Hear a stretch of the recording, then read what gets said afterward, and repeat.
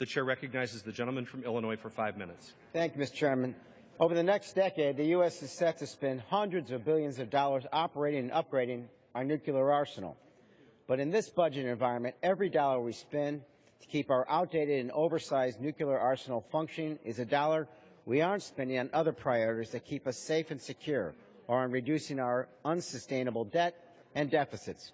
That's why the amendment I'm offering with Mr. Polis will put $167 million towards deficit reduction by placing funding for the new nuclear-armed cruise missile warhead back on its original 2015 acquisition schedule.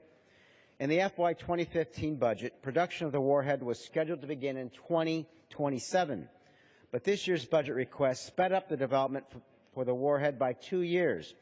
This is despite the fact that the existing air-launched cruise missile and warhead isn't being phased out until the 2030s.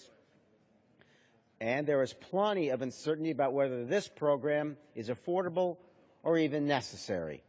Chairman Simpson is so concerned about the cost of the warhead that language was included in the E&W report to require a red team assessment on the affordability of the program. And for good reason, given our history of spending large amounts of money on warhead programs that end up getting tabled. Given the cost concerns over the program, does it really make sense to rush the acquisition process?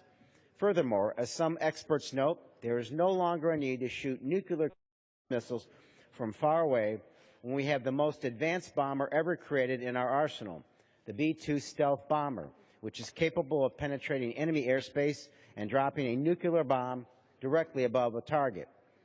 And if we decide we want to shoot nuclear missiles from thousands of miles away, we still have very expensive submarines and very expensive ICBMs capable of doing just that. So ask yourselves, should we really be accelerating the development of a warhead that goes on a missile we don't need and could cost hundreds of millions, if not billions, more than anticipated? I ask my colleagues to support my common sense amendment to maintain funding at the program's FY 2015 acquisition schedule and save the taxpayers $167 million in the process. Thank you, and I reserve the balance of my time. The gentleman from Illinois reserves the balance of his time. For what purpose?